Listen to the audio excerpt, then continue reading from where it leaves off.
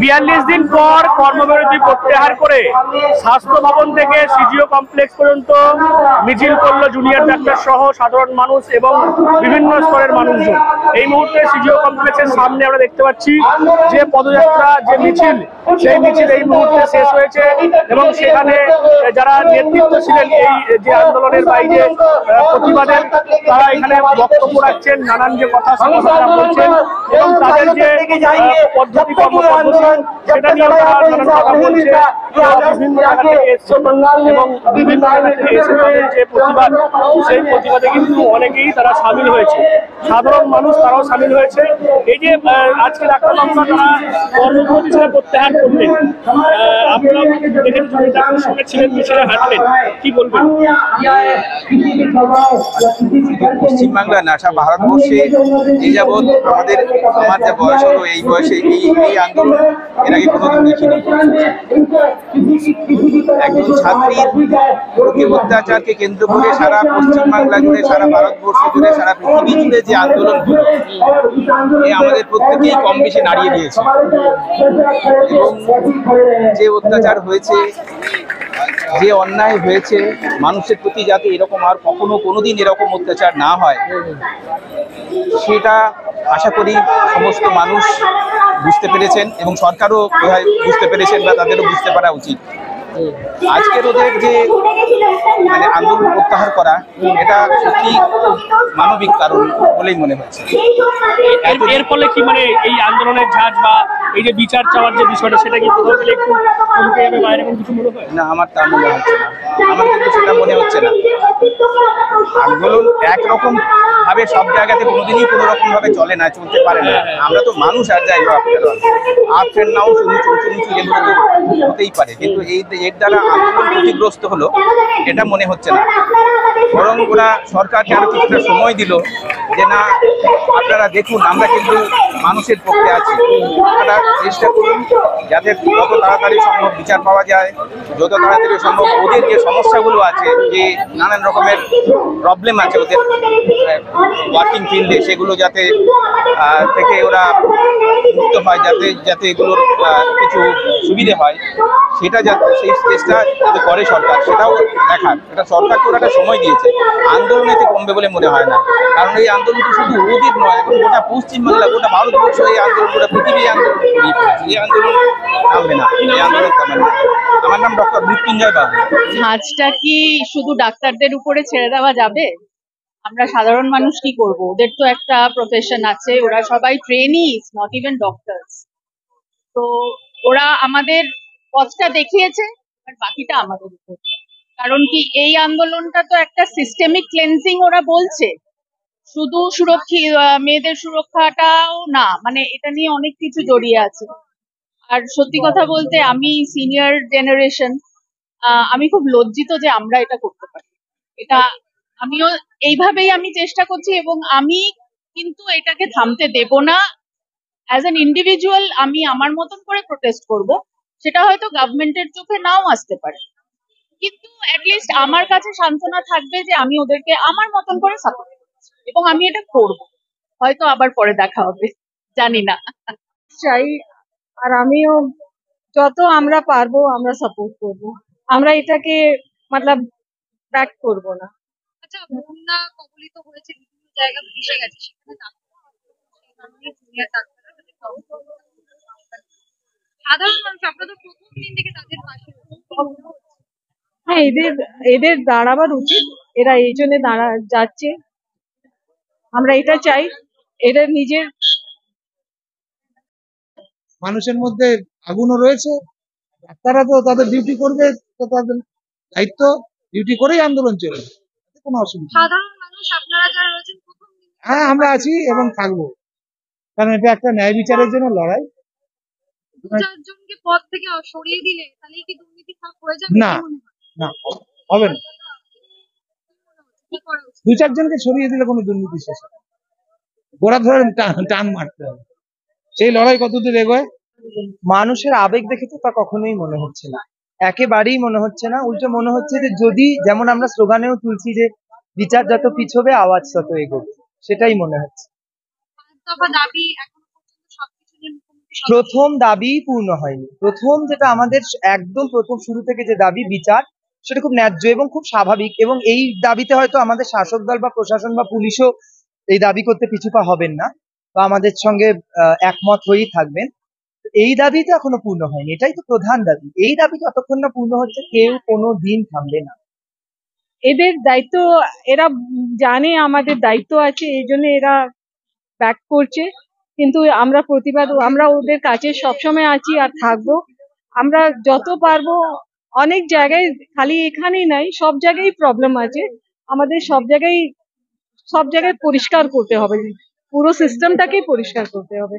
আর আমাদের সাপোর্ট সবসময় এদের কাছে দু থাকবে। তিনজনকে ছাঁটাই করে দিলে কিংবা পদ থেকে না সরিয়ে দিলেই কি দুর্নীতি না মাফ হয়ে যাবে? না, আমাদের সব জায়গায় জায়গায় সব সিস্টেমেই আছে। ছোট আমাদের বাড়ির কাছে, আমার বাড়িতে, আমার বাড়ির কাছে, আশেপাশে সব জায়গায় আছে। আমাদের সব জায়গায় দিয়ে আস্তে আস্তে সরাতে হবে। আমাদের এদের কাছে দাঁড়াতে হবে আমাদের। আমরা ব্যাক করলে হবে না। এই আন্দোলনটা চলবে, এরা কিন্তু আন্দোলন কল অফ করেননি। এরা স্বাস্থ্য ভবনের সামনে যে অবস্থান বিক্ষোভ করছিলেন সেটা কল অফ করেছেন, এবং প্রত্যেকে নিজের হাসপাতালে কলেজে যে সিজ ওয়ার্ক করেছিলেন, কর্মবিরতি, সেটা আংশিক কল অফ করেছেন, পুরোটা কিন্তু করেননি। আর তার কারণটাও তারা খুব স্পষ্টভাবেই বলেছেন যে আমাদের মৌখিক কিছু আহ আহ, মানে কি বলে ওগুলোকে, কিছু আমাদেরকে প্রতিশ্রুতি দেওয়া হয়েছে, সেগুলো মানা হচ্ছে কিনা আমরা দিন সাতেক দেখবো। প্লাস 27 তারিখে নেক্সট হিয়ারিং আছে সুপ্রিম কোর্টের এই তদন্তের ব্যাপারে, সেইটা দেখে ওরা পরবর্তী পদক্ষেপ নির্ধারণ করবেন। এখন ঘটনাটা হলো যে এরা এই কয়েকটা ইয়াং ছেলে মেয়ে মানুষকে এমন করে জাগিয়ে দিয়েছে না, মানুষ এবার প্রত্যেক জায়গায়, নিজের বাড়িতে, নিজের পাড়ায়, নিজের আড্ডার মোড়ে, আড্ডার থেকে, নিজের কর্মস্থলে, নিজের আত্মীয় স্বজনদের কাছে, যে যেখানে যেভাবে সেটা খুব ভায়োলেন্ট হোক, নন ভায়োলেন্ট হোক, ভার্বাল হোক, ডিজিটাল অ্যাবিউজ হোক, যে যেভাবে অ্যাবিউজড হবে, মানুষ কিন্তু জেগে গেছে, মানুষ কিন্তু প্রতিবাদ করবে। তো ডাক্তারদের আন্দোলন তো চলবেই, সঙ্গে সাধারণ মানুষের আন্দোলনও চলবে। এইভাবে কি ট্রান্সফার করে কিংবা একটা মানুষের সার্টিফিকেট ক্যান্সেল করে কি দুর্নীতি রুখে দেওয়া সম্ভব? আপনি কি বলছেন? দেখুন, one step at a time তো নিতেই হবে। একসঙ্গে সব ফেলে দিলে তো পুরো সবকিছু গন্ডগোল হয়ে যাবে, কারণ ল অ্যান্ড অর্ডার সিচুয়েশনটাও তো দেখতে হবে। মানুষের শরীর স্বাস্থ্য খারাপ হয়, হ্যাঁ, এখন যেহেতু এসেনশিয়াল সার্ভিস, হসপিটাল বা ডাক্তার, সব সব বদল করে দিলে, যেটা মাননীয় মুখ্যমন্ত্রীও বলেছেন যে ওপরের সবটা বদল করে দিলে চালানো যাবে না স্বাস্থ্য ব্যবস্থা। তো আমরা এখনো তাকে বিশ্বাস করছি, আশা করছি যে তিনি যাদের নামে এত যাদের নামে এত কি বলে ওগুলোকে, নালিশ, তাদেরকে একে একে সরান এবং দুর্নীতিগ্রস্ত মানুষগুলোকে চিহ্নিত করুন। তিনি তো সততার প্রতীক, তো তিনি সৎ মানুষগুলোকে ঠিক জায়গায় বসান এবং একটা রিভ্যাম্প করুন পুরো সিস্টেমটাকে। এছাড়া কিন্তু হবে না, মানে যতক্ষণ না এটা হবে, মানুষ কিন্তু ছাড়বে না, ডাক্তাররাও ছাড়বে না স্বাস্থ্য ব্যবস্থার দিকটা, আর বাকিটা কিন্তু মানুষ আর ছাড়বে না। মানুষ আচ্ছা, আন্দোলনের ঝাঁজ কি কোথাও কমে যাচ্ছে আংশিক কর্মবিরতির জন্য? না, একদমই না।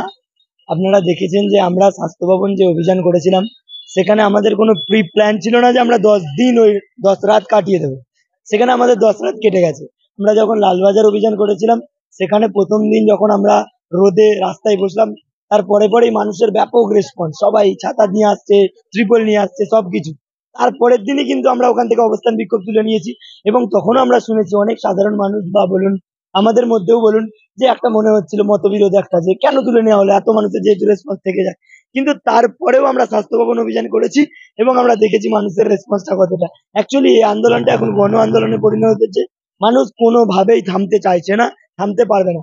কিন্তু আমরা যেহেতু জুনিয়র ডাক্তারেরা আমরা কর্মবিরতিতে আছি দীর্ঘদিন ধরে, এবং আমরা জানি যে পশ্চিমবঙ্গে এখন কি কন্ডিশন, যে সমস্ত বন্যা কবলিত এলাকাগুলো আছে, সেগুলোতে আমরা মনে করছি যে আমাদের যাওয়াটা ভীষণ ভীষণ দরকার। কারণ সবার উপরে মানবতা, আর আমরা ডাক্তার সেই জায়গাটা থেকে আমরা কখনোই সরে যেতে পারি না। তো সেইটা নিয়েই আমরা অভয়া ক্লিনিক, যেগুলো আমাদের এই সমস্ত এলাকাগুলোতে, কলকাতার আশেপাশের এলাকাগুলোতে করছিলাম, এবং স্বাস্থ্য ভবনের যে সমস্ত ত্রাণ বলুন বা মানুষের সাহায্য যেগুলো আমরা পেয়েছি বা যে ফান্ডিংটা আমরা পেয়েছি, আমরা সেই ফান্ডিংটা আমরা এই সমস্ত বন্যা কবলিত মানুষগুলোকে দিতে চাই। এবং সেখানে আমরা কালকে যাচ্ছি আমরা খানাকুল, আজকে গেছে হচ্ছে পাঁশকুড়া আরজিকর থেকে, কালকে ন্যাশনাল থেকে আমাদের যাওয়া হচ্ছে খানাকুল।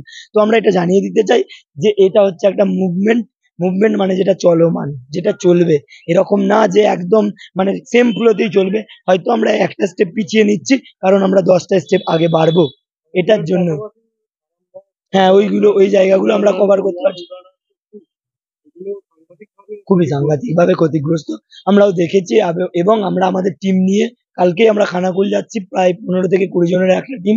সেখানে ওষুধ সামগ্রী, ত্রিপল, খাবার, যেমন হচ্ছে শুকনো খাবার, মুড়ি, চানাচুর, পেঁয়াজ টেঁয়াজ, এগুলো প্লাস হচ্ছে চাল ডাল, যদি ওখানে রান্না করার মতো কোনো সিচুয়েশন থাকে সেগুলো, প্লাস হচ্ছে ওই মশা মারার মসকিটো অয়েল বলুন, তারপরে হচ্ছে ওডোমস, এই সমস্ত কিছু, প্লাস হচ্ছে হিউজ অ্যামাউন্টে ওআরএস, যেটা এখন বন্যার সময় খুবই দরকার, সেই সমস্ত গুলো, মেট্রোজিন, কারণ হচ্ছে বন্যার পরবর্তী ডায়রিয়াটা খুব একটা কমন জিনিস। তো এই সমস্ত জিনিসগুলো যাতে আমরা প্রিভেন্ট করতে পারি আগে থেকেই, তার জন্যই একটা আমাদের এই উদ্যোগ। এটা কখনোই নয় যে আমরা একটা জায়গা থেকে অবস্থান বিক্ষোভ তুলে নিচ্ছি তার মানে আমরা আন্দোলনটাই তুলে নিচ্ছি, এটা কখনোই না। আমরা যদি একটা স্টেপ পিছোই, এটা মনে রাখতে হবে যে এই আন্দোলনের তীব্রতা 10 গুণ বেশি বাড়বে। আমরা 10টা স্টেপ আগে বাড়াবো, তার জন্য আমরা একটা স্টেপ পিছোচ্ছি। এবং আপনারা দেখেছেন যে লালবাজারে যখন মানুষের মানে যেদিন আমাদের সারাদিন রোদটা খেয়েছি, তারপরে বিকাল থেকে মানুষের কি রকম রেসপন্স সেটা আপনারা দেখেছেন, কিন্তু তারপরেও সন্ধ্যার সময় আমরা সেই বিক্ষোভ, সেই অবস্থান বিক্ষোভ ওখান থেকে তুলে নিয়েছি, তারপরেও তো আমরা স্বাস্থ্য ভবন করলাম। আশা রাখুন এরপরে আন্দোলন আরো 10 গুণ বাড়বে। সাধারণ মানুষ কিন্তু এখন আমাদের সঙ্গে আছে, তারা কোনোভাবেই তারা এই আন্দোলন থেকে পিছু হাঁটছে না, আমরাও নিজেরাও হাঁটছি না। আমাদের আন্দোলনের পাশাপাশি আমরা চাইছি যে আমরা মানবিক দিকটা, যেভাবে আমাদের বন্যা কবলিত এলাকাগুলো পড়ে আছে সেখানের মানুষেরা যেরকম ভাবে অবস্থায় আছে, সেই অবস্থা থেকে একটু ভালো অবস্থায় ফিরিয়ে আনার আমরা চেষ্টা করছি। তাই আমাদের অভয়া ক্লিনিক, আমরা ওই দিকটাই এখন বেশি বেশি মনোযোগ দিচ্ছি। বাট আন্দোলন চলছে, চলবে।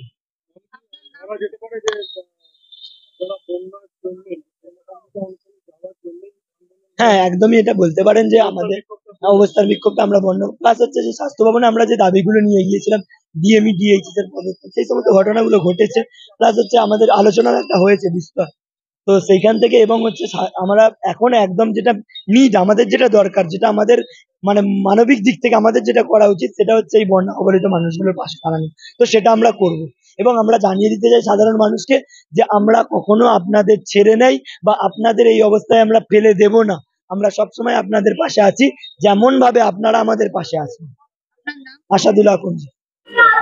বুঝতেই পারছেন, অনেকেই তারা আজকের এই প্রতিবাদ সামিল হয়েছিলেন, অনেকেই রয়েছেন, তাদের বক্তব্য তারা রাখছেন, এবং যেমনটা ডাক্তারবাবুরা মনে করছেন আজকে এই জুনিয়র ডাক্তারদের যে কর্মবিরতি সেটা প্রত্যাহার করার ফলে আন্দোলনের যে ঝাঁজ সেটা কমবে না, এবং তারা আশা করছেন যে বিচারের আশায় তারা এই আন্দোলন, প্রতিবাদ, এই মিছিল বিভিন্ন জায়গা থেকে আমরা দেখেছি যেভাবে হচ্ছে, আশা করছেন যে জুনিয়র ডাক্তাররা এই যে কর্মবিরতি যে প্রত্যাহার করলো এর ফলে কিন্তু আন্দোলনের ঝাঁজ কমবে না, আন্দোলন হয়তো চলবে, এবং আশা করছেন তারা এই যে তিলোত্তমা বা অভয়া তারও বিচার হবে, এমনটাই কিন্তু আশা করছেন সাধারণ মানুষ।